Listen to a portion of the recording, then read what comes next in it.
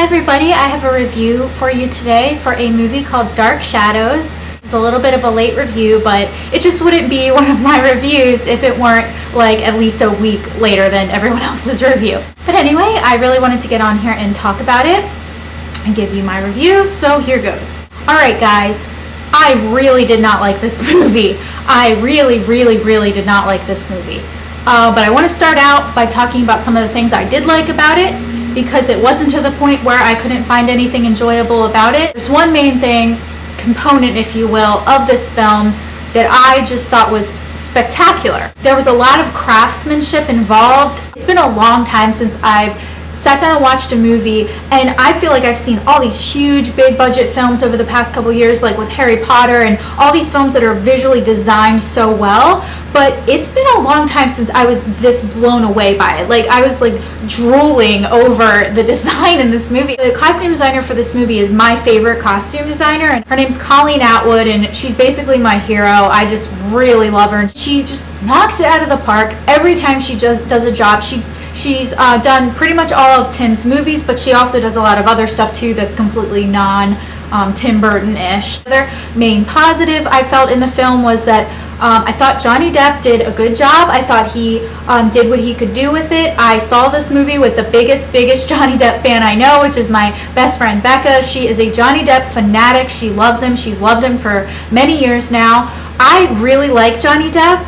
I've always enjoyed him over the years, but I'm not a huge Johnny Depp fan, and I don't run out to see everything he's been in, but my friend Becca certainly does, and I would agree with her. So the character is that he's a vampire guy from the 1700s who's now in the 1970s, and the 1970s is such a over the top, like garish decade, so it's just really funny for him to be placed in that. And of course there's all the jokes coming in and out. This movie I don't think really was a comedy. I didn't understand what this movie was going for. I didn't understand like the vision of Tim in this scenario. And I should preface all of this by saying that I am a huge Tim Burton fan. Like, huge Tim Burton fan. It was a huge part of my childhood. I love this guy, and I've definitely had people around me, friends or whoever, who have picked on him over the past couple years, in particular, like, oh, he just Tim Burtonizes everything. And basically I think they're trying to say that he, instead of serving the material in some creative fashion that's really well suited to like give the material the punch it needs to make a good film, he kind of just goes for his aesthetic, such a specific aesthetic that he gets like caught up in just making it his versus just a unique piece of work.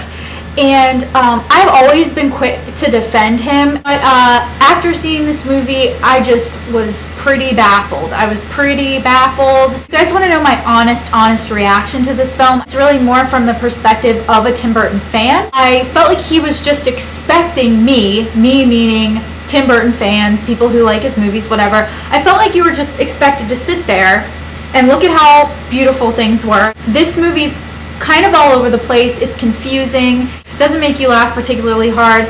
It's not particularly entertaining or moving or anything in any particular area, but I felt like as a good Tim Burton fan, I was supposed to sit there. And one of the things I've really loved about Tim's movies over the years is I always thought he had really good characters, and I know they're not his characters 100% because there's people helping him write the movies and such, but one of the first movie characters I ever loved in my life was when I was probably about 4 years old or something like that. I know it because I know I was in about preschool at the time, and I loved Lydia from Beetlejuice, and Beetlejuice was one of my favorite movies growing up that I had on repeat all the time, playing it. In fact, one of the things that I thought was huge issue in this movie, like a huge issue, was that the characters were not developed at all. I know that sounds like real cliche to just sit here as a reviewer and be like, oh, the characters weren't developed, but the characters weren't developed. I didn't grab onto it all.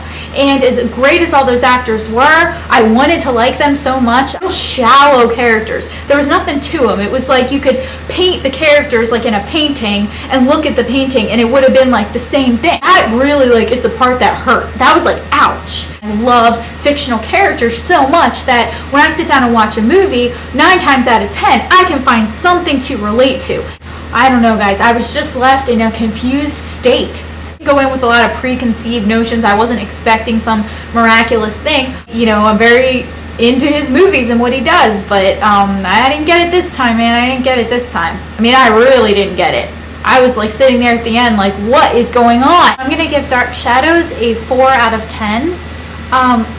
Most of that 4 is for the really, really outstanding visuals. So if you are a great appreciator of costume design and set design, you will definitely be inspired, I think, and find some really good stuff there. And maybe one of those points is for Johnny Depp, you know, doing a good job. On a lighter note, I think Frankenweenie looks very cute. So it does. It looks very cute. Redeem yourself, Tim.